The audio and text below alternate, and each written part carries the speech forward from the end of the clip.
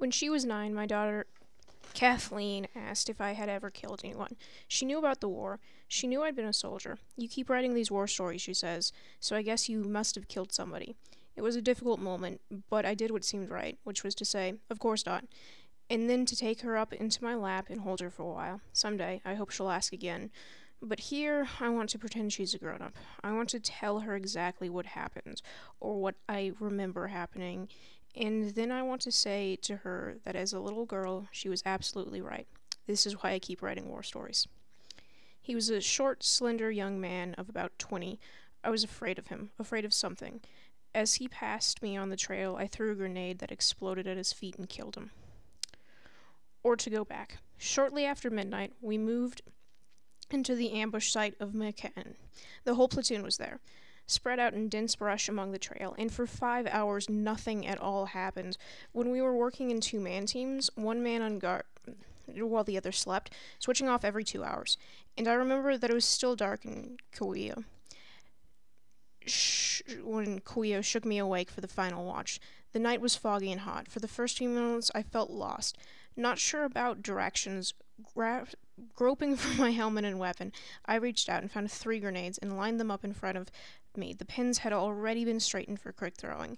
And then, maybe about half an hour, I kneeled there and waited. Very gradually, in tiny slivers, dawn began to break through the fog, and from my position in the brush, I could see 10 or 15 meters up the trail. The mosquitoes were fierce.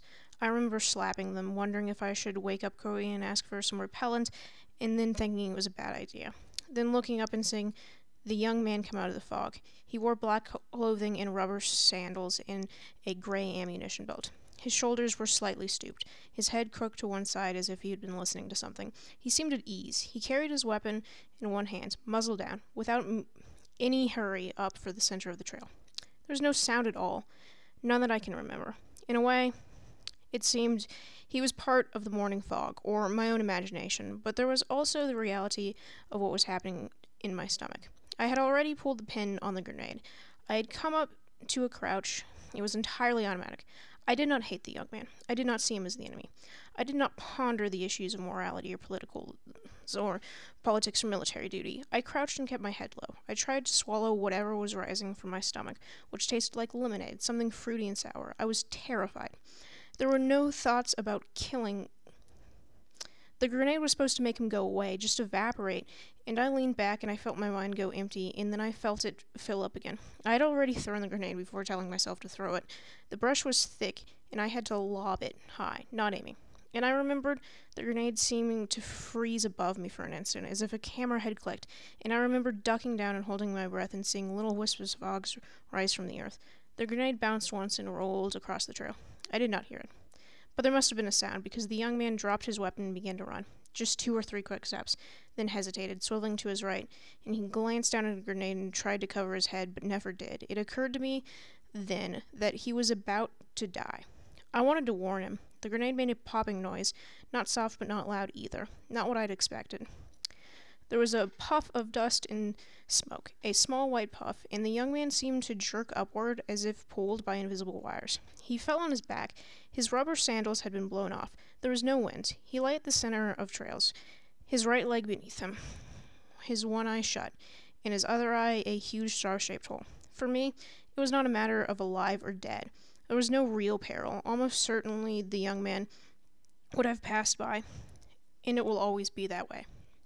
Later, I remember Guri tried to tell me that the man would have died anyway. He told me that it was a good kill, and that I was a soldier, and this is a war, that I should shape up and stop staring and ask myself what the dead man would have done if things were reversed. None of it mattered.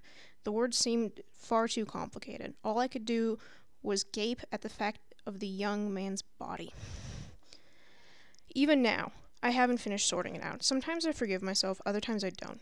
In the ordinary hours of life, I try not to dwell on it, but now and then, when I'm reading a newspaper or just sitting alone in the room, I look up and see a young man coming out of the morning fog. I'll watch him walk towards me, his shoulders slightly stooped, his head crooked to the side, and he'll pass within a few yards of me, suddenly smile at some secret thought, and then continue up the trail to where it bends back into the fog.